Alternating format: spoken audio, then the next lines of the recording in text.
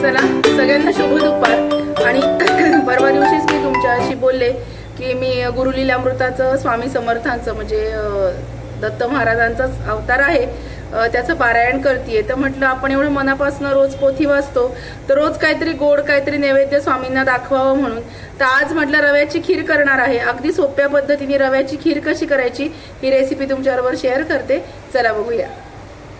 माझी पोथी वाचून झाली, आज लाईट नव्हते त्याच्यामुळे उशीर झाला। आता श्री स्वामी समर्थांना रव्याची खीर करूया नैवेद्याला। बघूया मस्तपैकी रव्याची खीर कशी करायची ते। हे जायफळ घेतलंय मी, अर्ध जायफळ किसून घेतले। नंतर माझ्याकडे आज ड्रायफ्रुट्स नाही आहेत कारण पाऊस एवढा जोरात आहे, मला बाहेर जायला काही वेळ मिळाला नाही। तर मी हा दूध मसाला जो आहे एव्हरेस्टचा हा यूज करणार आहे। 1 वाटी रवा घेतलाय, 1 वाटी साखर आणि 1 ते 1.5 लिटर दूध मी तापवून घेतलेलं आहे, दाखवते मी तुम्हाला। हे साधारणतः 3 चमचे तूप, चांगलं तूप मी घेतलंय कढईमध्ये आणि हे 1.5 लिटर दूध आहे हे मी तापवून घेतलेलं आहे।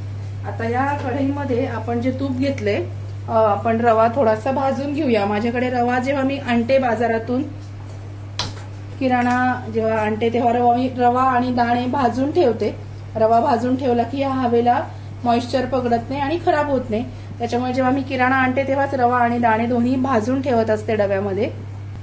आता हे तूप घेतलंय, याच्यामध्ये हा रवा जो आहे साधारणतः 1.5 लिटरला मी 1 छोटी वाटी रवा घेतलाय कारण रवा काय होतो याच्यामध्ये फुलतो दुधामध्ये, थोडा कमी प्रमाणात घ्यायचा। हा याच्यामध्ये मस्तपैकी भाजून घेऊया, भाजलेलाच रवा आहे पण एक तुपामध्ये जरा खमंग थोडासा आपण करून घेऊया। खूप सोपी रेसिपी आहे आणि तूप पण याला काही जास्त लागत नाही, थोड्या तुपामध्ये खीर आपली छान तयार होते। हे बघा, हा आधी ऑलरेडी रवा मी भाजून घेतलेला आहे, बघा भाजलेला आहे रवा। कारण जेव्हा आपण किराणा आणतो तेव्हा रवा आणि दाणे पावसाळ्याच्या वातावरणात नाही, माझ्याकडे दर महिन्यात मी किराणा आणल्यानंतर रवा आणि दाणे भाजून ठेवत असते कारण मग खराब होत नाही आणि काय होतं रव्याला बारीक असा किडा लागतो, नाहीतर जाळं पकडतं, म्हणून भाजूनच ठेवायचं। हे बघा, तरी ऑलरेडी भाजलेला आहे रवा पण आपण एकदा तुपामध्ये परत एकदा थोडासा मस्तपैकी फ्राय करून घेऊया, त्याला भाजून घेऊया।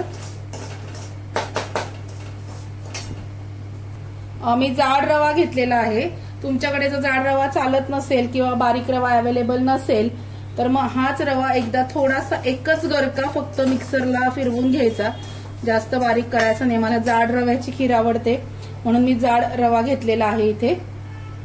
जसा जसा रवा भाजायला लागतो तसा तसा फुलायला लागतो, तूप सुट्ट व्हायला लागतं बघा।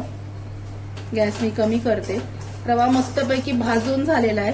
आता याच्यामध्ये तूप घालायचं।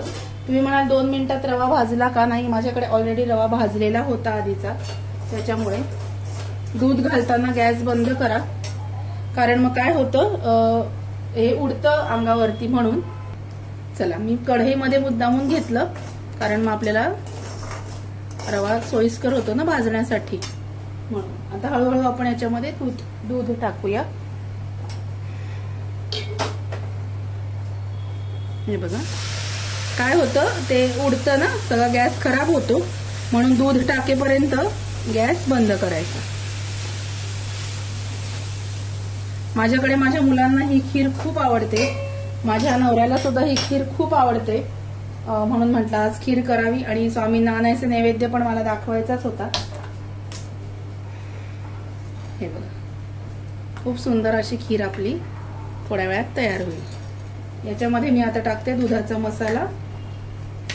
ड्रायफ्रुट्स नसतील तर तुम्ही दुधाचा मसाला वापरला तरी सुद्धा चालतो, खूप छान लागतो, नक्की करून बघा तुम्ही।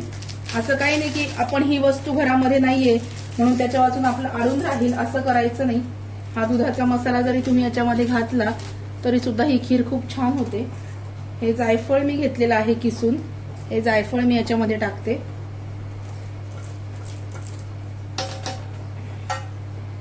नंतर ही 1 वाटी साखर आहे, ही साखर आपण याच्यामध्ये घालूया। जायफळाचं आहे आणि हे मस्तपैकी हलवून घेऊया. हे बघा, दूध मसाला घातल्यावर इतका छान स्वाद येतो आणि एक घट्टपणा सुद्धा असतो, तो येतो खिरीला. खूप छान अशी खीर होते. किंवा घरामध्ये हे नाहीये म्हणून अडून बसायचं किंवा मग हे नाहीये म्हणून आज होणारच नाही असं करायचं नाही. प्रत्येक गोष्टीला ऑप्शन असतो. त्याच्यामुळे दूध मसाला जरी तुम्ही वापरला तरी सुद्धा अगदी चालण्यासारखं आहे. त्याच्यासाठी काजू बदामच पाहिजे असं काही नाहीये. कारण कसं आहे, सध्या एवढा पाऊस आहे, मला बाहेर जायला काही वेळच मिळाला नाही. त्याच्यामुळे मी दूध मसालाच वापरलेला आहे. हे बघा, आता या खिरीला मस्तपैकी एक उकळी काढून घेऊया की आपली मस्तपैकी खीर रव्याची तयार होईल. मस्तपैकी खिरीला उकळी आलेली आहे आणि खीर आपली तयार आहे. हे बघा, खूप जास्त रवा घालायचा नाही, नाहीतर मग रवा फुगतो आणि खीर खूप दाटसर होते. खीर दाटसर झाली की परत आपण दूध घालतो, मग ते प्रमाणही वाढतं. त्याच्यामुळे प्रमाणातच सगळं घालायचं. बघा कशी वाटली आजची रेसिपी. सध्या ऑर्डर खूप जास्त चालू आहेत माझ्याकडे. कालच मला मसाले भात आणि पराठ्यांची ऑर्डर होती. अशा रोजच्या स्नॅक्सच्या ऑर्डर जास्त प्रमाणात चालू असल्यामुळे व्हिडिओमध्ये आधी थोडासा लेट होतो. तरी छोटा मोठा व्हिडिओ मी तुमच्याबरोबर शेअर करण्याचा नक्की प्रयत्न करणार आहे. आजचा व्हिडिओ कसा वाटला ते मला नक्की कळवा. व्हिडिओ आवडला असेल तर व्हिडिओला लाईक करा, शेअर करा, सबस्क्राईब करा. भेटूया नवीन व्हिडिओमध्ये नवीन विषयाबरोबर उद्याला. तोपर्यंत स्वतःची काळजी घ्या. Bye bye, take care. हे बघा, मस्त खीर झालेली आहे. या सगळेजण आपण मस्तपैकी खीर घेऊया. बाय.